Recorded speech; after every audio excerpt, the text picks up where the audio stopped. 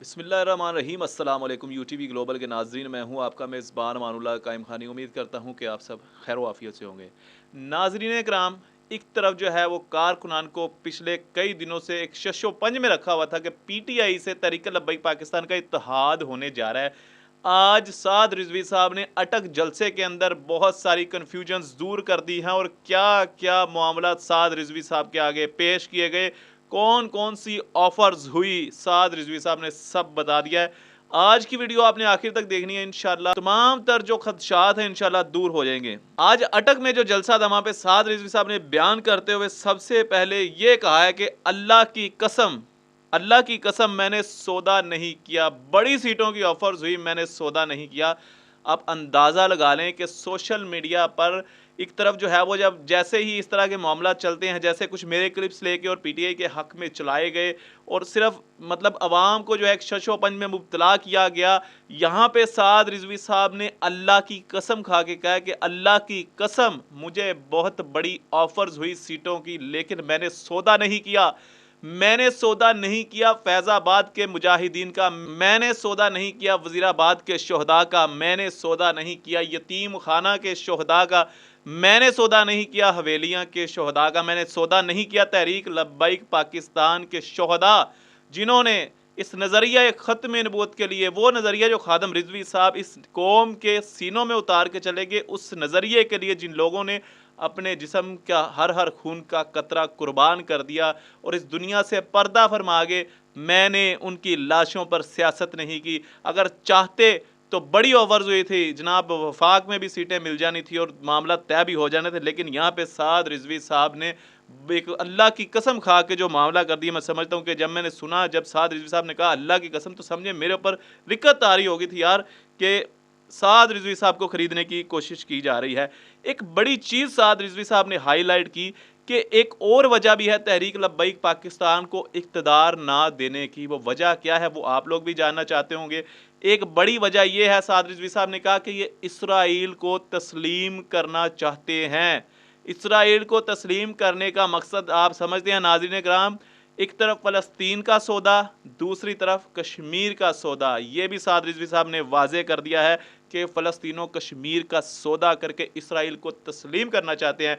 अब अगर इसराइल को देखें, जो है वो हमारे जो कायदे आज़म रहमतुल्लाह अलैह फरमा के कि हम तो इसराइल को रियासत तस्लीम ही नहीं करते। ये भी कहा था कि हम क़यामत तक इसराइल को तस्लीम नहीं करेंगे। तो यहाँ पे जब इसराइल को तस्लीम करने की कोशिशें की जा रही हैं, तब जो है वो तहरीक लब्बैक पाकिस्तान को इक़्तिदार में नहीं आने दिया जा रहा है। ये साद रिजवी साहब ने कहा है।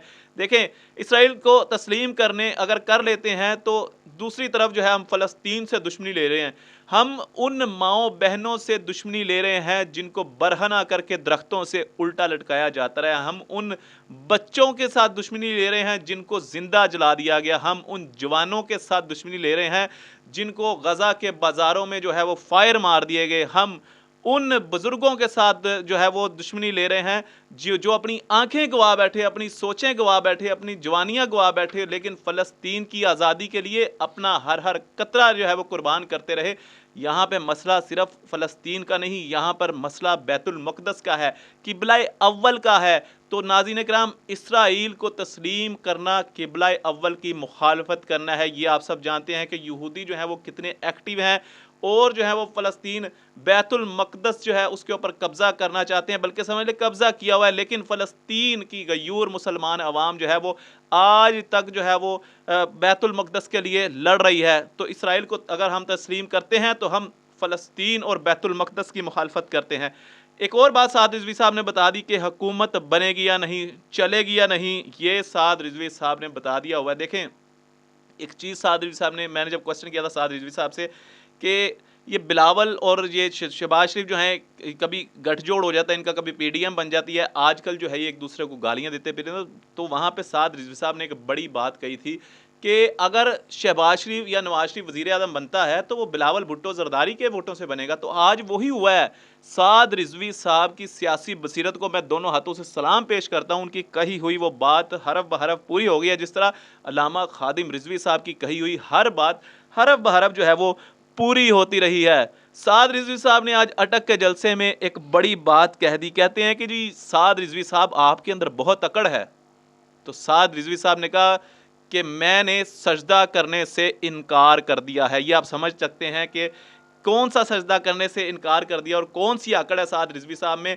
बात की जाए आकड़ की तो जनाब नामूसे रिसालत का दिफा करना कोई आकड़ नहीं है। अगर ये आकड़ है तो ये तो फिर आकड़ मैं समझता हूँ कि तमाम उम्मत मुसलमा के सीनों में होनी चाहिए और बिल्कुल अकड़ के कहना चाहिए कि हम जो है वो ख़त्म नबूवत के मुहाफ़िज़ीन हैं। यहाँ पे साद रिजवी साहब ने कहा कि मैंने साफ साफ सजदा करने से इनकार कर दिया। सजदा करने से मुराद जो खादम रिजवी साहब कहते थे कि हम बिकने वाले नहीं हैं, हम झुकने वाले नहीं हैं, हमारा सौदा बाज़ार मुस्तफ़ा में हो चुका है, अब दोबारा हमारा सौदा नहीं हो सकता। ये साद रिजवी साहब की जानब से वाज़े मौक़िफ़ दे दिया गया हुआ है। आज एक और बड़ी अहम बात साद रिजवी साहब ने इस बयान में कही कि किसी गलत फहमी में ना रहें कि हमें हरा दिया गया है। ये अगर मैं बात करूं इस पॉइंट की जो साद रिजवी साहब ने कहा है कि किसी गलत फहमी में ना रहें, तो ये वो गलत फहमियाँ हैं जो आज से पहले भी आप जानते हैं नून लीग की दौरे हुकूमत में भी पहले हुई हैं, लेकिन उनको दूर कर दिया गया। ये गलत फहमियाँ जो हैं वो नवाज शरीफ के अलावा इमरान खान के दौर में भी हुई हैं, लेकिन तहरीक लब्बैक पाकिस्तान की जानिब से दूर कर दिया गया। और साद रिजवी साहब का ये कहने का यहाँ पे ये स्टेटमेंट देने का मकसद जो मैंने आपको स्टार्ट में बताया था कि इसराइल को तस्लीम करने की कोशिश की जा रही है, फ़लस्तीनो कश्मीर का सौदा करने की कोशिश की जा रही है, यहाँ पे साद रिजवी साहब ने अपना वाज़ेह मौक़िफ़ कर दिया है कि जनाब तुम अगर असम्बली में मौजूद हो तो हम मैदान में मौजूद हैं, हम उसी मैदान में मौजूद हैं जहाँ पे जो है वो फैज़ाबाद की ठंडी रातें हों या बारिश बरस रही हो और उलामा खादिम रिजवी साहब कह दें कि आप लोगों को सर्दी लग रही है, तो जवान जो है वो अपने शर्टें उतार के फेंक देते हैं और ठंडी रात में यानी कि उस वक़्त रात के उस पहर जो है बरसती बारिश में लब्बैक या रसूला की सदाएं बुलंद कर देते हैं। तो साद रिजवी साहब ने माजी से लेके मौजूदा तमाम सियासतदानों को एक वाज़ेह मौक़िफ़ दे दिया अटक के इस जलसे में। और मैं समझता हूँ कि जो साद रिजवी साहब ने बात की है कि अल्लाह की कसम मैंने सौदा नहीं किया और मुझे बड़ी सीटों की ऑफ़र्स हुई हैं। मेरा मैसेज उन तमाम कारकुनान के लिए तहरीक लब्बैक पाकिस्तान के जो फ़ौरी से पहले जो है वो सोशल मीडिया पे चलने वाली ख़बरों पर जो है वो यकीन कर लेते हैं और साद रिजवी साहब हमेशा की तरह अपनी सियासी बसीरत इस्तेमाल करते हुए तमाम तर गलत फहमियाँ दूर कर देते हैं।